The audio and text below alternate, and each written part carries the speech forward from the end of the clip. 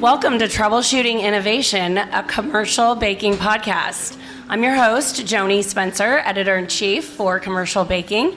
And in this very special live episode, I am visiting with Marc and Elana Schulman, the second and third generations of leadership at Chicago-based Eli's Cheesecake.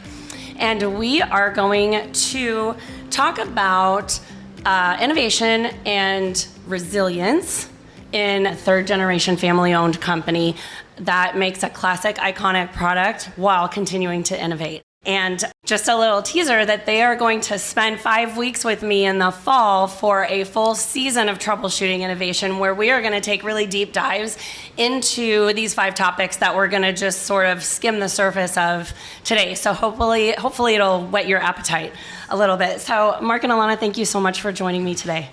Very happy to be here. Welcome to Chicago. I love Chicago. So excited to be here. Thanks for having us. So I guess the first thing, I'm going to just kind of throw you a softball. Can you guys just give me a quick rundown on the history of Eli's and who exactly Eli was? Well, I'm obviously very honored and to be here with Elana, our daughter, and my wife Maureen, and to be able to be here in a hotel that was so important to our family over the years. So my dad, Eli Schulman, was born in Chicago in 1910.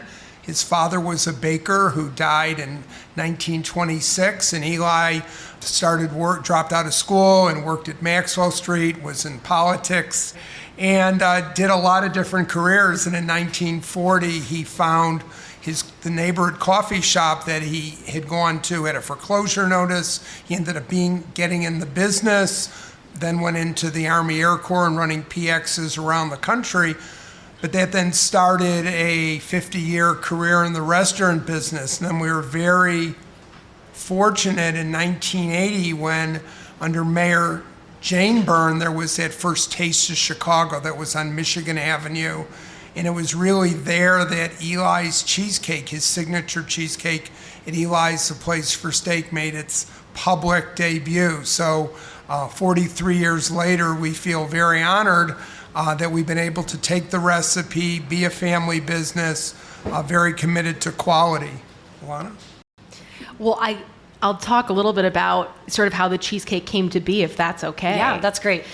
So, my grandfather had a few restaurants. He had the Ogden Huddle, as my dad mentioned, and then he had a deli, Eli's Stage Delicatessen at 50 East Oak, and then he had this big dream of opening a white tablecloth steakhouse. And so he opened Eli's, the place for steak, in 1966. And in the 70s, he wasn't super happy with his dessert selection, so between lunch and dinner service, he would go in the kitchen and play around with different cheesecake recipes. Totally self-taught cook, baker. We love to eat in the Schulman family. So you learn by doing, learn by eating. And so he started to develop his cheesecake recipe, which has become known as Chicago style. It's an all butter shortbread cookie crust, super light and creamy cheesecake made with slow cultured cream cheese sour cream and a dry hot bake. So there's no water baths at Eli's. You get a beautiful caramelization on the exterior and then a super rich and creamy interior. Okay. First, I need to figure out how I can snag a dinner invitation to the Schulman house. Okay, Maureen. I'm not inviting myself, I'm just dropping hints. Okay, so you mentioned that Eli's is the Chicago-style cheesecake. What did that look like? At what point did Eli's become the Chicago style? And then what kind of pressure comes with having to keep up with being the icon? I think Eli, the great thing for my father was he was always a dreamer. At Eli's, the place for steak, he created calf's liver Eli because of this vision he had of what calf's liver should be. And fortunately for us, I think selling calf's liver Eli would be a harder sell than cheesecake. So we're happy we're in the bakery business, not the liver business. But, at his restaurant, his customers were the founder, Charlie Lubin, the founder of Sara Lee, Bill Wrigley of Wrigley. So he was always thinking about a brand, something you could take and sell outside the restaurant. And I think Eli had this vision as to what cheesecake could be. And really it was the team at Eli's and, in our history, most of our associates, or many of our associates, are with us 10, 20 years.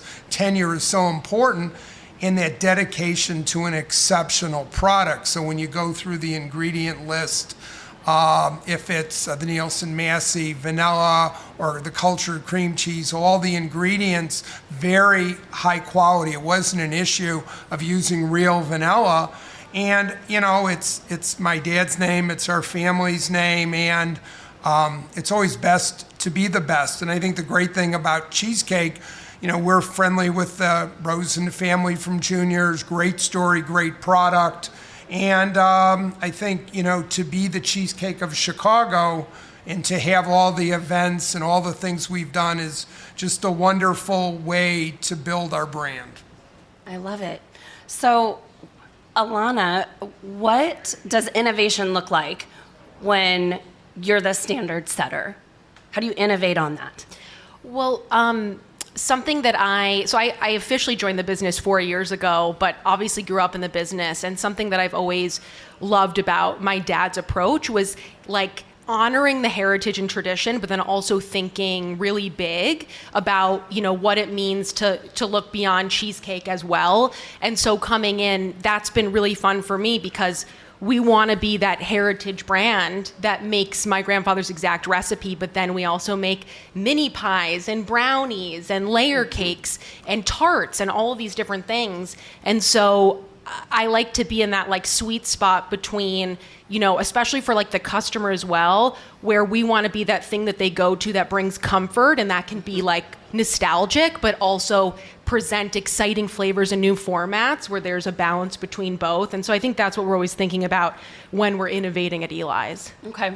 And I was telling you this story right before we took the mics. I remember the first time I had cheesecake on a stick. And I was, Marc, you were so kind to send us some product. And I was like, wait, cheesecake comes on a stick? And I tried it and I was like, where has this been? I mean, I remember going out in the hallway of our office at the time and saying like, how did I not know about this? How did I not know this was a thing? And so I think that you guys do a very great job at taking this iconic product that you're known for and doing really different and cool things with it. And that came out of Taste of Chicago, the frozen cheesecake on a stick. Also at Eli's, we used to do a dessert called the Smush, which was cheesecake mixed with ice cream. And then we had the opportunity really when Elana, when she worked at Vice, had picked her favorite fast food dessert, and that was a Culver's Concrete.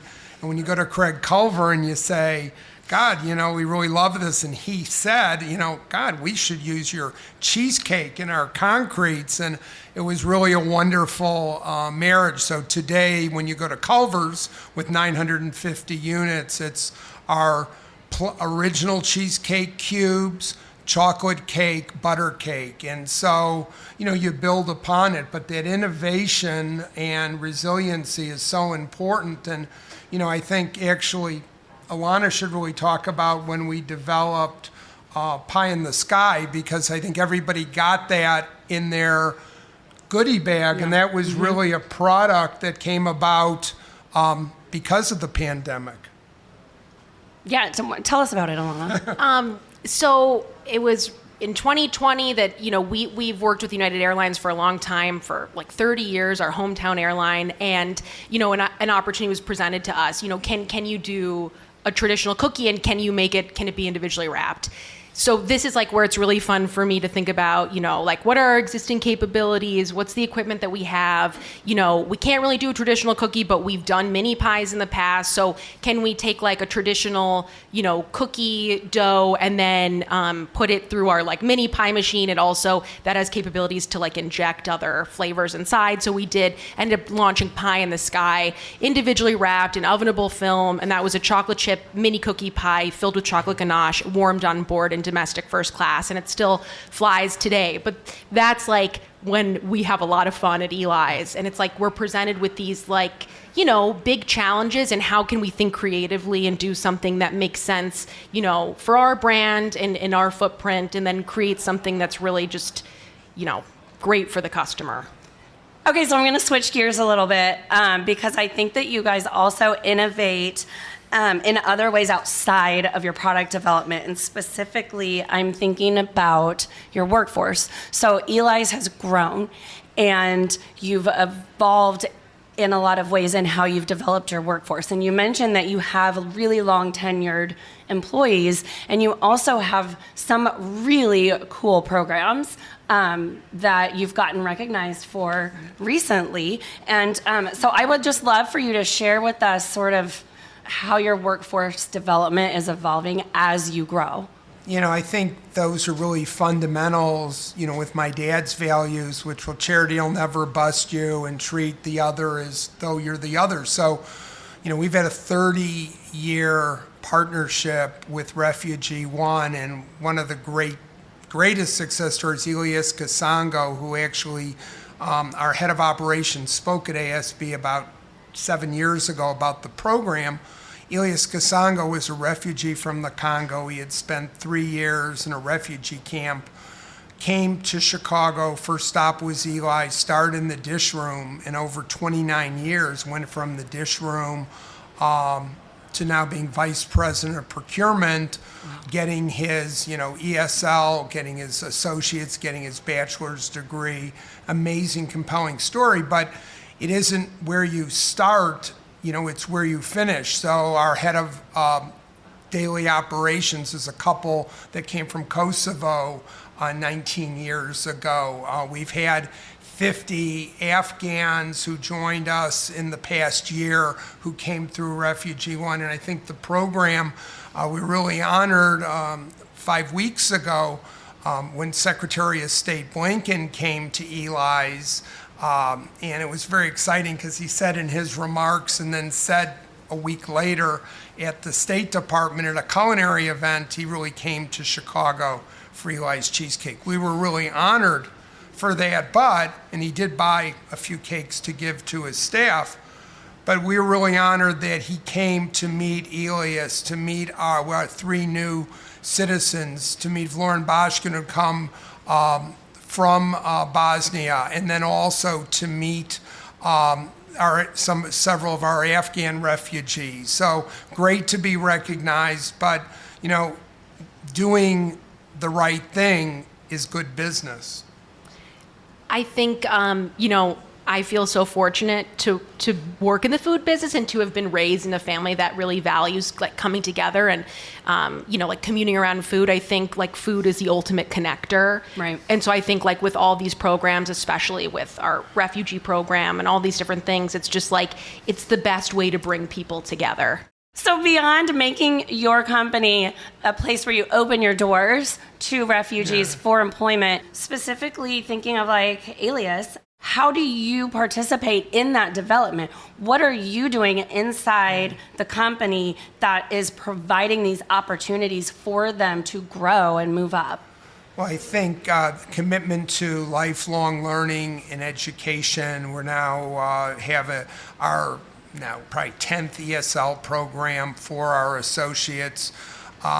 Creating the advancement. When we've hired a number of Afghan associates, we created a prayer center. Ended up being a facility we had it outside because we knew we had to adapt our schedule.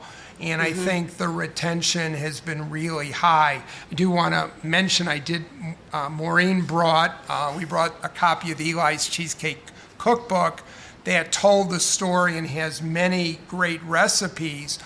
But Maureen's goal in the second edition was to tell the stories of our refugees who've advanced and been at Eli's for so many years. So, again, an inclusive environment, an environment of respect that comes out of the roots in the restaurant business, and a really commitment to customers and quality. And, our individuals who came as refugees do that. We also have had ongoing programs and hire people with disabilities and people who are special, do an amazing job. We have a program now with Wright College with Chicago High School for Agricultural Sciences, which is a longtime partner, and their students with disabilities, and Vaughan High School, which is a neighboring high school for students with disabilities, helping prepare those students for a career in food. So Eli's is the first pilot for the program that's going to expand. So again, treating people well is good business. It's a great environment and has really allowed us to grow because our people are very flexible and work very hard. So you have grown your workforce based on the foundation of your dad, treat the other As if you were the yes, other, as if yeah. you were the other. It's like that's a tangible result of that value. Oh, absolutely. And if you think about owning a restaurant, and my father worked, amazingly long hours, used to take Sunday off until Richard J. Daley came in one Sunday and he wasn't there, and then the mayor left. So then he worked really almost 7 days a week. But at Eli's, the most important people were the busboy, the dishwasher. Actually, today, our lead busboy, his daughter is now a 29-year Eli's associate. But that bottom line is they knew how to turn the tables, get the dishes done. And so who's important? It's the people who really make those things happy.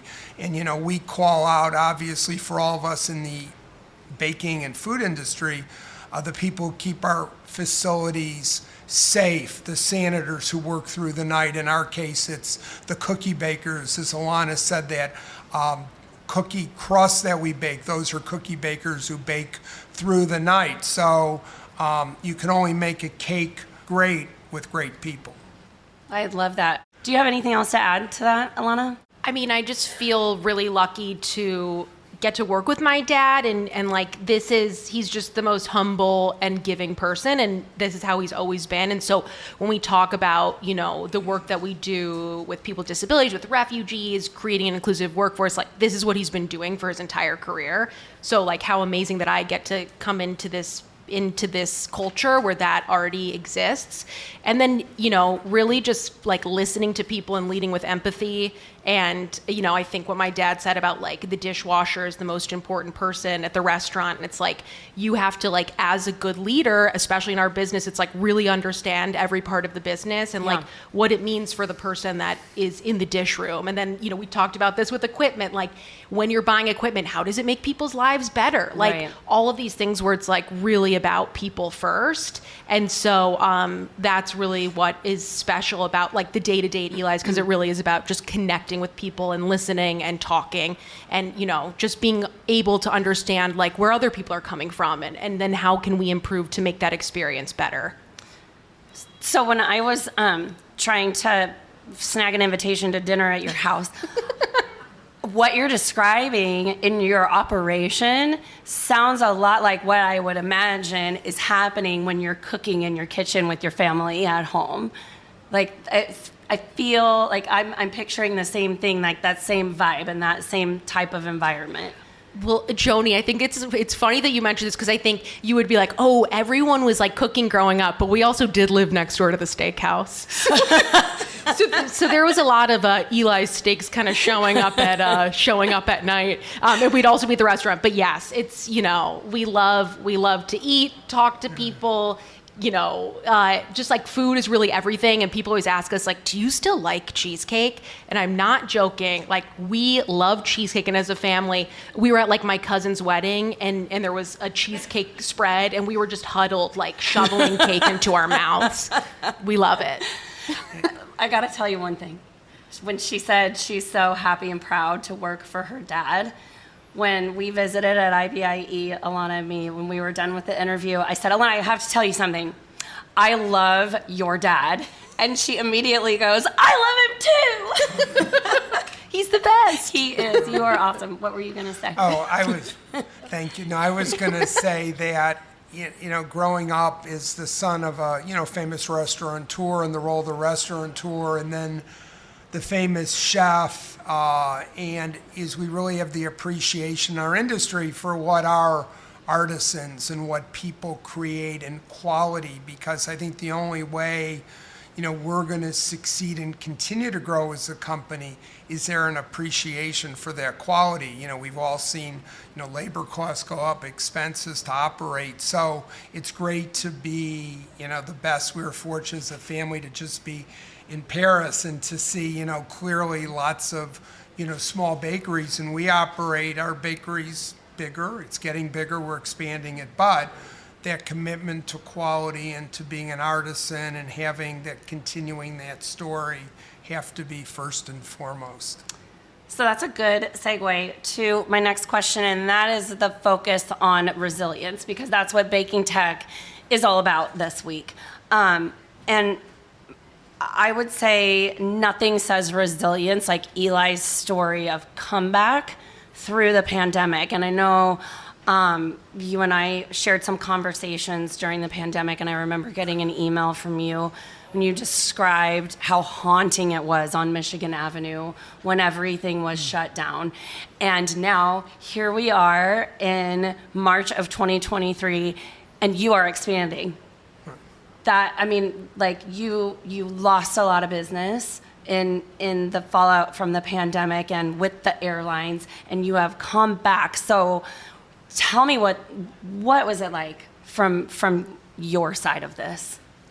Well, I'd say the first month, I got COVID the beginning of April, so I was literally being taken care of by Maureen and Elana. So I was like being on Zoom calls every day, but like every other business, it took us a while to adapt. But the great thing about Eli's Cheesecake and desserts is the diversity within the customer base. So like many companies, we really expanded our retail business, really thought about other opportunities. Our consumer direct business went way up, our business with meal assemblers. So, and then other things came back, and even now we're just starting to add some of our items that we've done for food service for hotels, which for a while we had to discontinue. So, I think the reason we're expanding now is we had worked to expand our business in new directions.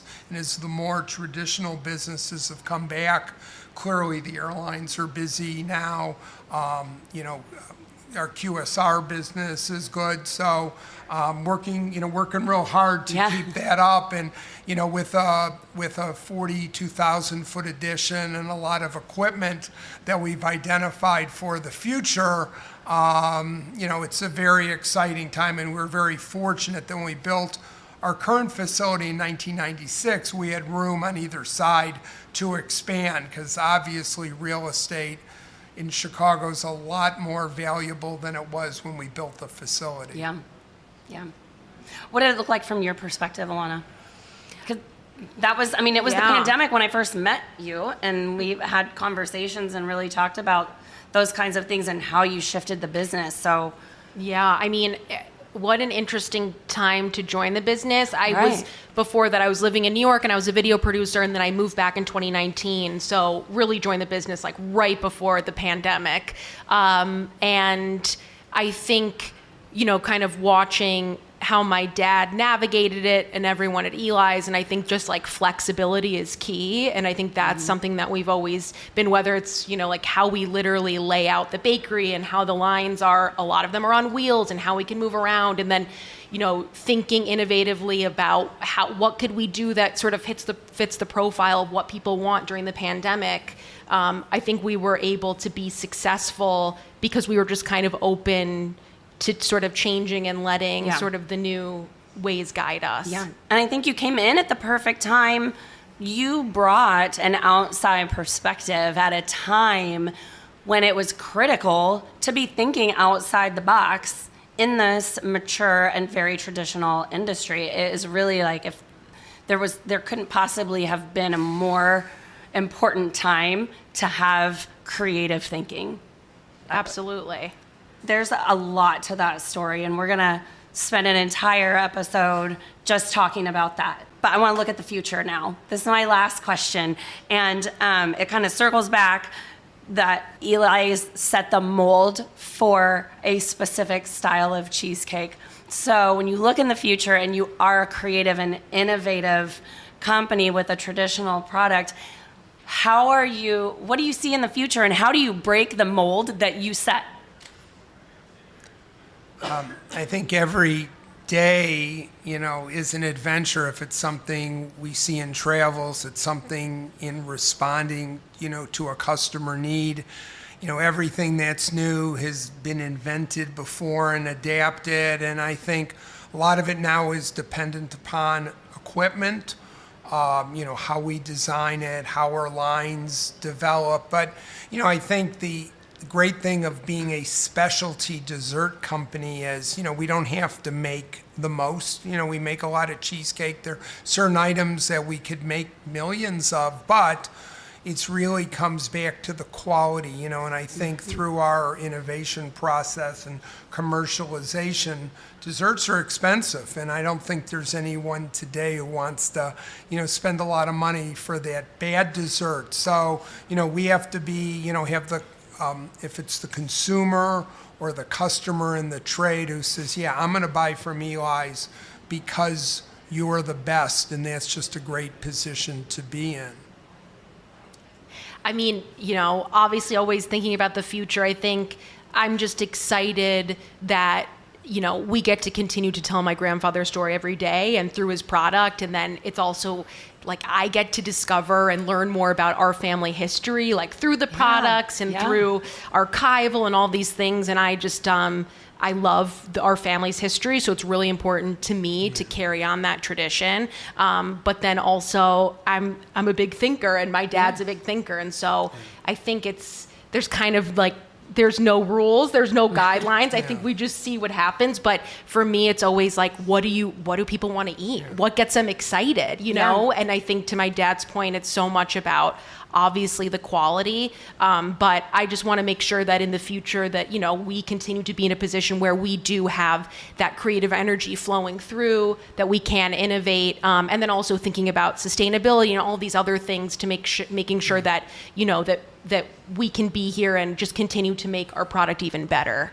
And I'd have a shout out to Maureen, my wife Elana's mother, in terms of being our publicist and creative force, not only in the cookbook, but in these big cakes. Because one of the great things that Eli's has become famous for are, starting with Chicago's 150th birthday cake with my father in 1987, and Bozo, 4 presidential inaugural cakes for President Obama and President Clinton. Barack Obama's 50th birthday cake, Hillary Clinton's 50th birthday cake. So, our politics. But, the idea that the city of Chicago's 186th birthday cake on Saturday. So, I think it's always telling the story and that it's real and it continues, because sometimes you'll see a brand and either one, it's made up and they don't make the product, or the newest thing they did, like, big thing in Eli's history was when Bill and Hillary Clinton came to Eli's in 1992 because of our educational program for people. And that's great, but that's a long time ago. So, as I say, keeping up, being relevant, being involved, and doing it on a national and international level where people say, hey, that Eli's Cheesecake from Chicago is the best, and I want it. So that's the standard Eli set, and it's the standard all of us work to maintain today. Well, personally, I will be honest, you have ruined me for cheesecake, and I do have a really high standard because of Eli's. That is the truth. And it was from your generosity again of sharing your product and introducing me to it. So I thank you for that. And I am so excited to dive into these topics deeper over a 5-week season. And the reason why I really wanted to spend a season with you guys is because of everything you just said, Marc. You are just so special and unique in that this is a 3-generation family-owned company, traditional, classic, iconic product that you know how to innovate and you do things differently while holding on to these traditions. And I think in this industry, that's something really, really special. And so I'm really proud to be able to bring that story to the industry. Thank you guys so much. And thanks everybody for joining us.